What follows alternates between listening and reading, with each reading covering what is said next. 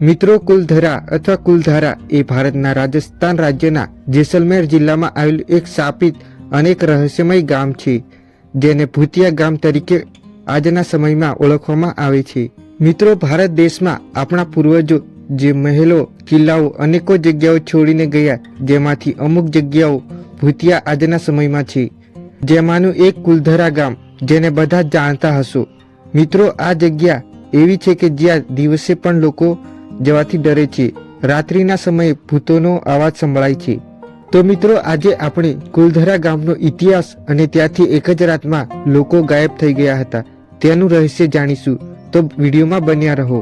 આ ગામ 13મી સદીની આસપાસ પાલીવાલ બ્રાહ્મણો દ્વારા બનાવવામાં આવ્યું હતું. કુલધરા ગામ એક જ રાતમાં ઉજ્જડ થઈ ગયું.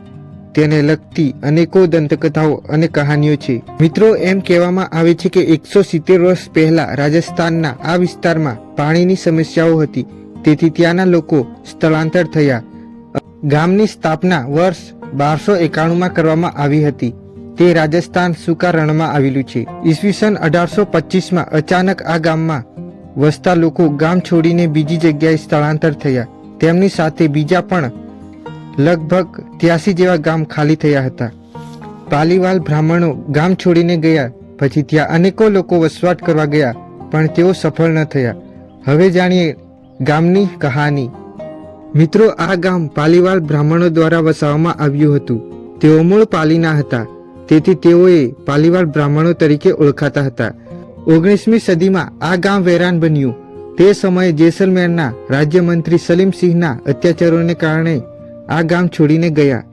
દંતકથા અનુસાર અહીં મોટી સંખ્યામાં લોકો રહેતા હતા, જેમાં એક સરદારનો પણ સમાવેશ થતો હતો, જેમને એક સુંદર પુત્રી પણ હતી.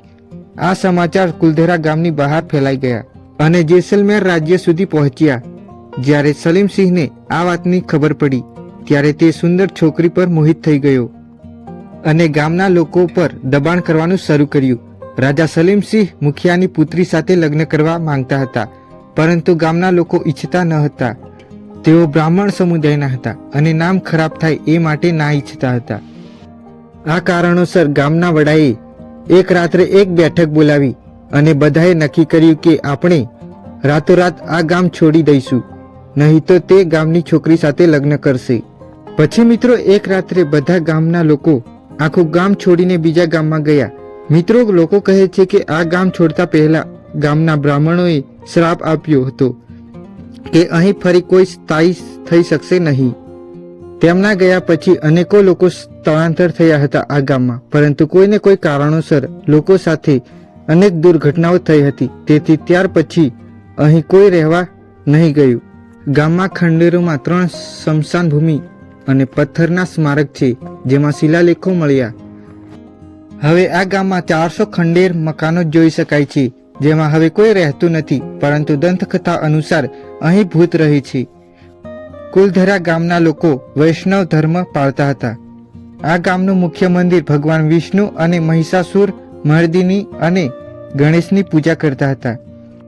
આ ગામને આજે પણ ભૂતિયા ગામ તરીકે ઓળખવામાં આવે છે. તમે વિચારો મિત્રો, દિવસે જવાથી પણ ડર લાગે છે, તો રાત્રે જવાની તે દૂર વાત. હવે રાજસ્થાન સરકારે તેને પર્યટન સ્થળનો દરજ્જો આપ્યો છે, જેના કારણે ભારત અને વિદેશથી દરરોજ હજારો પ્રવાસીઓ આવતા હોય છે.